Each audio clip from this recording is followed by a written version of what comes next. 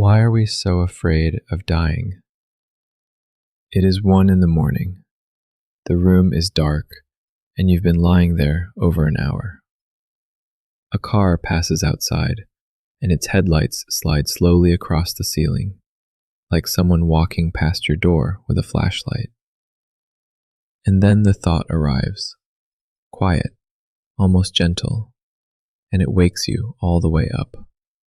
One day, I won't be here. You've probably never told anyone about this. In the daylight, you're fine. Meetings, meals, laughing with friends. But that thought knows exactly when you're alone. It waits for the quietest hour. And then you do what everyone does. You reach for your phone, scroll anything at all, and bury it. And then one day, you read a line that stops you. It says, what we're afraid of isn't that day. It's not having really started living. It's easy to resist at first. Too neat, too cheap. But it follows us around for years, and only slowly do we hear what it was actually saying. What keeps you awake at night has been trying to tell you something. But what exactly is it that you are afraid of? Take it apart, and you'll find at least 3 layers. Layer 1, fear of the dying process. Pain, deterioration, loss of dignity. That's not fear of death, it's fear of suffering. And modern medicine and palliative care exist precisely for that layer. Layer 2, fear of the unknown. What comes after? No one has ever come back with a report. Humans are wired to fear the unknown.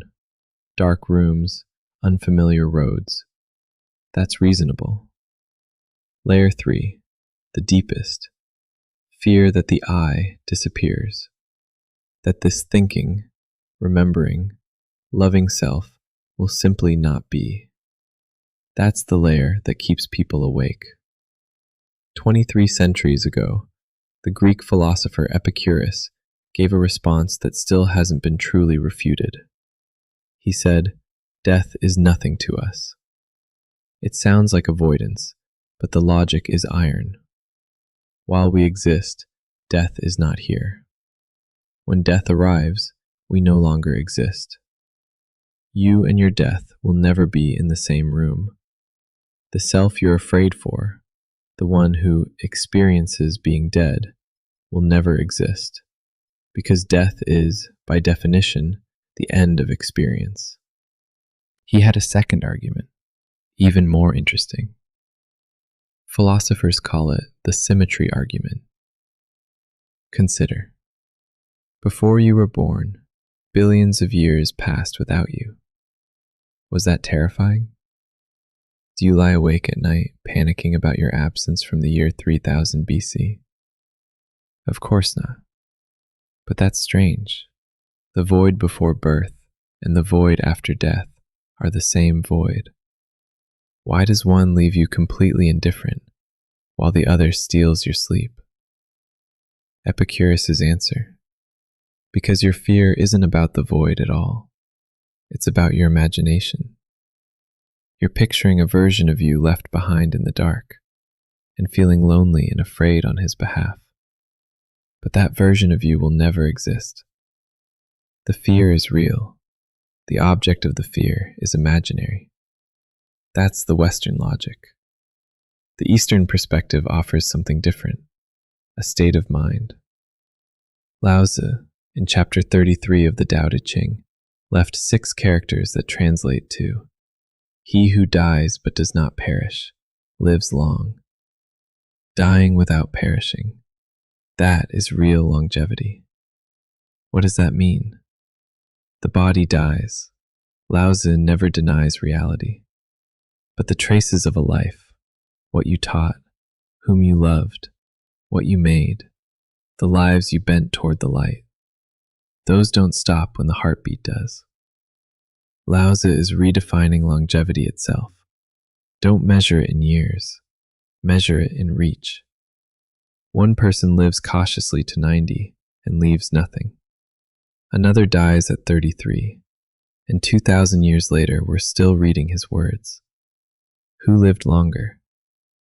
Zhuangzi goes further. Life and death, he says, are like the 4 seasons. They come and go, and you don't rage at autumn because you know it's a rotation, not a punishment. And physics agrees with him. Every atom in your body was forged in ancient stars. Before you, those atoms were rock, seawater, someone else's breath.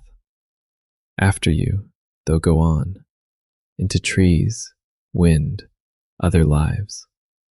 At cosmic scale, nothing has ever truly vanished. Things only change form. Zhuangzi called it the transformation of things. You could think of death this way: the universe collecting the materials it lent you to lend them out again.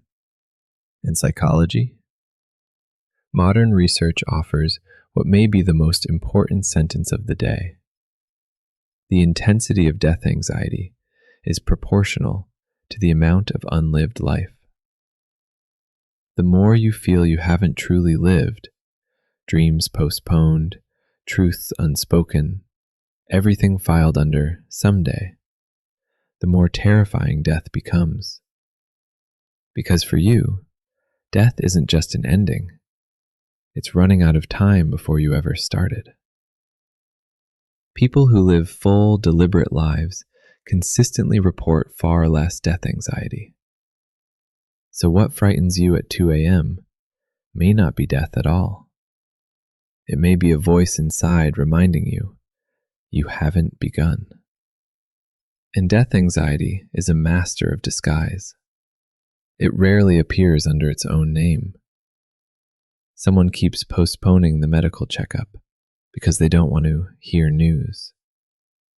Someone packs their calendar airtight because the question surfaces the moment they stop. Someone can't stop buying, achieving, performing, all wrestling the same opponent, the fear of not mattering, of vanishing without a sound. You think you're procrastinating, hustling, grinding. You may be fleeing. And recognizing the disguises matters, because running costs far more energy than facing ever will. This is why the Stoics made Memento Mori, remember you will die, a daily practice. Not a curse, an alarm clock. Marcus Aurelius, Emperor of Rome, wrote in his private journal, "Do not act as if you had 10,000 years to live. Death hangs over you. While you live, while it is still in your power, be good."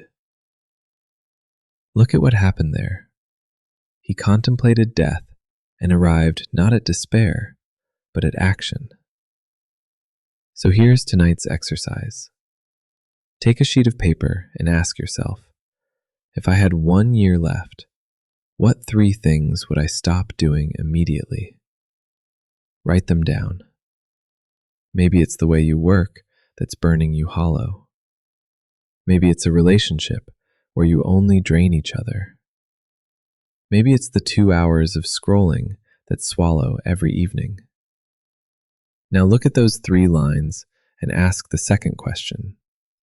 If I'd stopped them with 1 year left, why am I not stopping now? You don't need a terminal diagnosis to be allowed to live on purpose. Death is not the opposite of life. It's the frame around it. A painting needs its frame to become a painting, and life has weight precisely because it ends. Remember you will die. Therefore, remember you are alive. If today's episode struck a chord, tell us in the comments. How old were you when you first understood that people die? Where were you in that moment? Subscribe. Every day, a little closer to understanding life. See you tomorrow.